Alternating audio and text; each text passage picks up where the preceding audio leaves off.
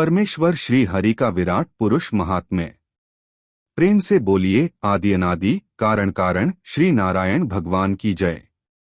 प्यारे भक्तों, मैं इस कथा को कहता हूँ, जो इसे सुनेगा उसके सारे अशुभ और कष्ट नष्ट हो जाएंगे।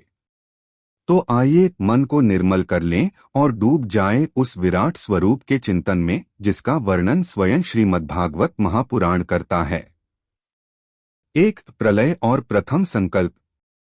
शुकदेव जी महाराज राजा परीक्षित को समझाते हुए कहते हैं कि हे राजन, जब सृष्टि नहीं थी तब केवल नारायण थे। प्रलय के जल में वे योग निद्रा में थे। जब सृष्टि की इच्छा हुई तो उन्होंने अपने स्वरूप को 3 भागों में विस्तार दिया, जिनमें से एक हैं गर्भोदकशायी विष्णु। इन्हीं गर्भोदकशायी विष्णु के शरीर से इस ब्रह्मांड के निर्माण के लिए वह प्रथम और विशालकाय रूप प्रकट हुआ, जिसे हम विराट पुरुष कहते हैं। 2 विराट स्वरूप का अद्भुत ऐश्वर्य। यह विराट पुरुष कोई केवल मूर्ति या कल्पना नहीं है भक्तों, यह तो साक्षात सृष्टि का शरीर है।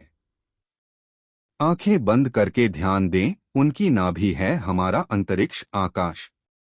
उनके वक्षस्थल सीने में सारे स्वर्गलोक और देवता निवास करते हैं।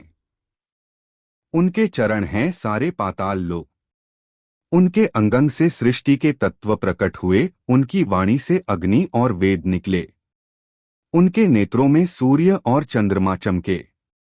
उनकी हड्डियां अस्थियां ही ऊंचे ऊंचे पर्वत और पहाड़ हैं, और उनके शरीर की नसें ही कलकल करती नदियां हैं। सोचिए, जो स्वयं इतना विशाल है कि सारा ब्रह्मांड उसके एक रोम में समा जाए, क्या उसके लिए आपके छोटे छोटे दुख कष्ट दूर करना मुश्किल होगा? 3 शरणागति का सार। यह विराट स्वरूप हमें यही सिखाता है कि हम जिस दुनिया को देखते हैं वह भगवान से अलग नहीं है।